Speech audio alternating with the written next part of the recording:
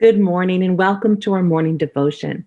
This morning we are still in Matthew 6, Matthew 6:13 specifically. This part of the Lord's Prayer is lead us not into temptation, but deliver us from evil. I know when you hear the song, this is the chilling part. This is the part that is sung with such solemnity and seems to go to the depths of our soul.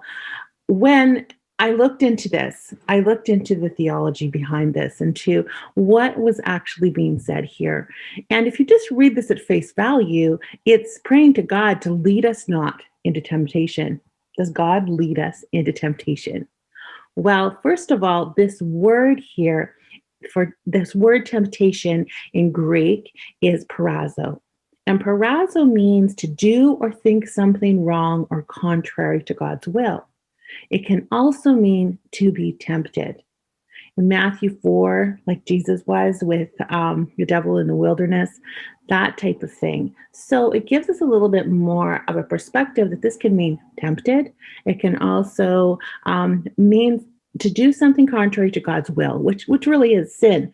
And so when we look at this, we look at this in the light of God does not tempt us to sin, according to James 1:3. He doesn't tempt us to sin.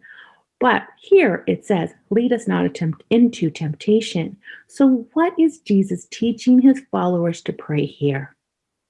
First of all, this is a plea to God. This is a plea to God that he would be with us, that he wouldn't lead us through trials so deep that we would be tempted to be unfaithful and to sin. This is similar to a Jewish prayer that says, do not let us fail when we are tested. I know often in anybody's day, we come up against temptation to sin. Sometimes it's little tiny things, sometimes it's huge things that we deal with every day. But what this is asking is to lean into our dependence on God to overcome sin.